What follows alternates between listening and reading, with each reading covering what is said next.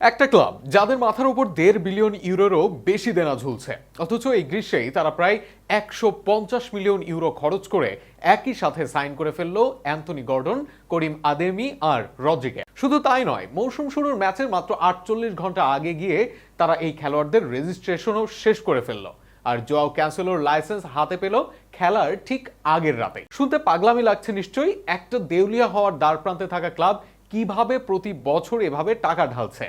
এটা কি জাস্ট একটা বিজনেস, নাকি এর পেছনে আছে একটা সুপরিকল্পিত খেলা? কথা বলবো বার্সেলোনার সেই আর্থিক গোলকধাঁধা নিয়ে, কিভাবে একজন প্রেসিডেন্টের ভুল সিদ্ধান্ত ক্লাবটাকে প্রায় ধ্বংসের মুখে নিয়ে গিয়েছিল, আর কিভাবে আরেকজন প্রেসিডেন্ট এক অবিশ্বাস্য এবং ঝুঁকিপূর্ণ সিদ্ধান্ত নিয়ে সেই ক্লাবকে আবারও লা লিগার সিংহাসনে বসিয়ে দিয়েছেন। 2020 সালের অক্টোবরে যখন হোসেপ মারিয়া বার্তেমেও প্রেসিডেন্টের পদ থেকে সরে দাঁড়ান, তখন ক্লাবের অবস্থা রীতিমতো ধ্বংসস্তূপ।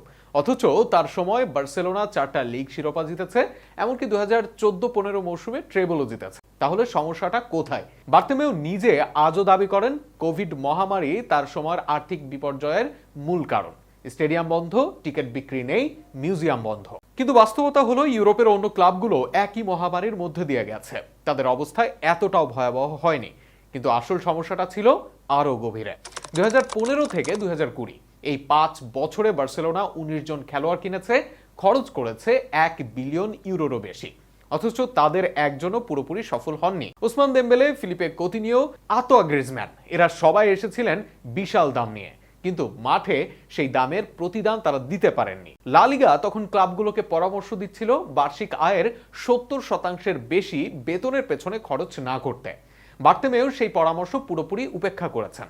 আর ফলাফল, যখন কোভিড আঘাত হানলো, বার্সেলোনার হাতে ছিল বয়স্ক ও উচ্চ বেতনের খেলোয়াড়ে ভরা একটা স্কোয়াড, যাদের বিক্রিও করা যাচ্ছিল না। আর এই বিশাল বোঝা নিয়েই 2021 সালের মার্চে ক্লাবের দায়িত্ব নেন হুয়ান লাপোর্তা। তার সামনে প্রথম বড় পরীক্ষা হয়ে দাঁড়ায় লিওনেল মেসি, ক্লাবের ইতিহাসে সবচেয়ে বড় নাম, সবচেয়ে বেশি বেতনের খেলোয়াড়। কন্ট্রাক্ট শেষ হয়ে যাওয়ায় তাকে ফ্রিতে ছেড়ে দেওয়া ছাড়া লাপোর্তার সামনে আর কোনো উপায় ছিল না। নানা নাটকীয়তায় বার্সার ইতিহাসের অন্যতম সফল ফুটবলারকে ছেড়ে দিতেই হলো। কিন্তু মেসিকে বিদায় দিয়েও সংকট শেষ হয়নি, বরং লাপোর্তার সামনে তখন দাঁড়িয়েছিল তার ক্যারিয়ারের সবচেয়ে ঝুঁকিপূর্ণ সিদ্ধান্ত। লাপোর্তার সামনে ছিল 2টা অপশন।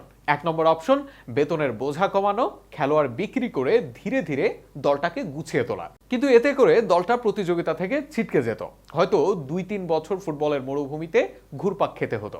2 নম্বর অপশন, ভবিষ্যতের সম্পদ বিক্রি করে এখনই বড় বাজি ধরা। লাপোর্তা বেছে নিলেন দ্বিতীয়টাই। 2025 সালের গ্রীষ্মে বার্সেলোনা তাদের লা লিগা সম্প্রচার স্বত্বের 25% আগামী 25 বছরের জন্য বিক্রি করে দিল বিনিয়োগ প্রতিষ্ঠান সিক্সথ স্ট্রিটের কাছে। বিনিময়ে পেল 582 মিলিয়ন ইউরো। এটাই ছিল লাপোর্তার প্রথম বড় লিভার। এই টাকা দিয়ে বায়ার্ন মিউনিখ থেকে আনা হলো লেভানডস্কিকে, খরচ হলো 45 মিলিয়ন ইউরো। 108 মিলিয়ন ইউরোতে রাফিনিয়া আর কুন্দেকেও আনা হলো বার্সেলোনাতে। আর ফলাফল, সেই মৌসুমেই 4 বছর পর বার্সেলোনা আবারও লা লিগা চ্যাম্পিয়ন হলো। এটাকেই বলা যায় সেই সময়টা যখন লিভার টেনে টেনে হলেও মাঠের সাফল্য ফিরে আসছিল। কিন্তু এই গেমবলের একটা কালো দিকও ছিল। প্রতি গ্রীষ্মেই নতুন খেলোয়াড় সাইনিং করানোটাই পরিণত হলো একটা নাটকে। আর 2024 সালে দানি অলমো ইস্যুতে যখন প্রকাশ্যে বিতর্ক তৈরি হলো, তখন সমর্থকদের ধৈর্যের বাঁধ ভাঙল। সোম উন ক্লাম নামের একটা সংগঠন সরাসরি লাপোর্তা আর পুরো বোর্ডের পদত্যাগ দাবি করে বসলো। অভিযোগ, ক্লাবের ভবিষ্যতের সম্পদ বারবার বিক্রি করে বর্তমান গর্ত ভরাট করা হচ্ছে, আর এতে বিপন্ন হচ্ছে ক্লাবের সদস্য মালিকানার পুরো মডেলটাই।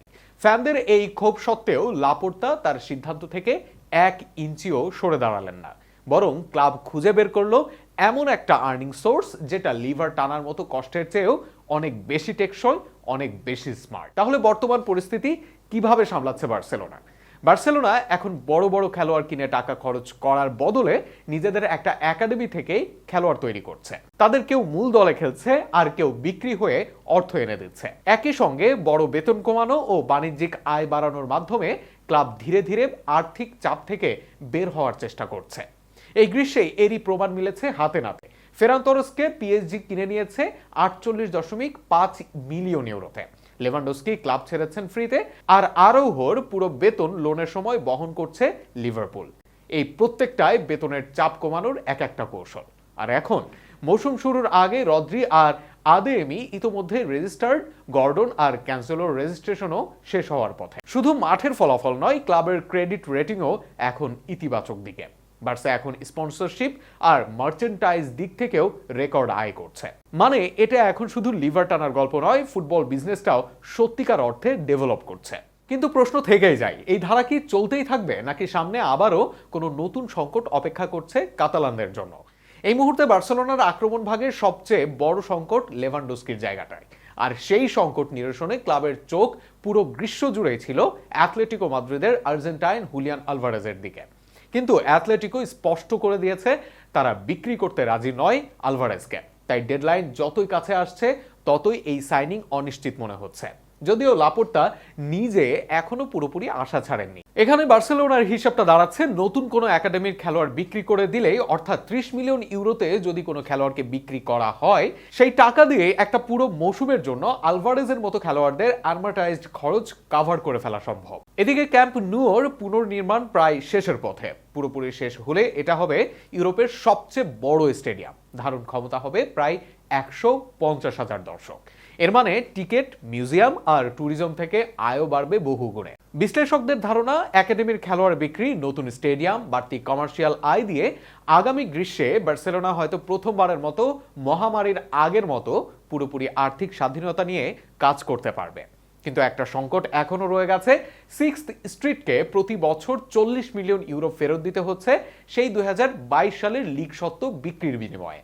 বছরে বিলিয়ন ইউরো আয় করা একটা ক্লাবের জন্য এই অঙ্ক ছোট মনে হতে পারে, কিন্তু ফুটবলে এই ছোট মার্জিনগুলোই অনেক সময় ঠিক করে দেয় কে এগিয়ে থাকবে কোন একটা তাক লাগানো সাইনিং এ। তাহলে এখন কি দাঁড়াচ্ছে? লাপোর্তা একটা বিশাল রিস্ক নিয়েছিলেন, সমালোচিত হয়েছেন, পদত্যাগের দাবি উঠেছে তার বিরুদ্ধে। তবুও তার চিন্তা ভাবনা একদমই পাল্টাননি। আর শেষ 4 মৌসুমের 3টাতেই লা লিগা চ্যাম্পিয়ন বার্সেলোনা ক্রেডিট রেটিং উন্নতির পথে, আয়ও রেকর্ড ছুটছে। এটা কি সত্যিকারের অর্থে ঘুরে দাঁড়ানো, নাকি আরেকটা তাসের ঘর যেটা যে কোনো মুহূর্তে ভেঙে পড়তে পারে? সেই ডিবেট এখনো চলছে। তবে একটা কথা এখন পরিষ্কার, বার্সেলোনা আর এই মুহূর্তে নতুন কোনো লিভার টানার প্রয়োজন বোধ করছে না। আপনার কাছে কি মনে হয়, এটা লাপোর্তার জিনিয়াস মুভ, নাকি সময়ের সঙ্গে সঙ্গে ফেটে যাওয়া একটা বাবল? কমেন্ট করে জানান আপনার মতামত।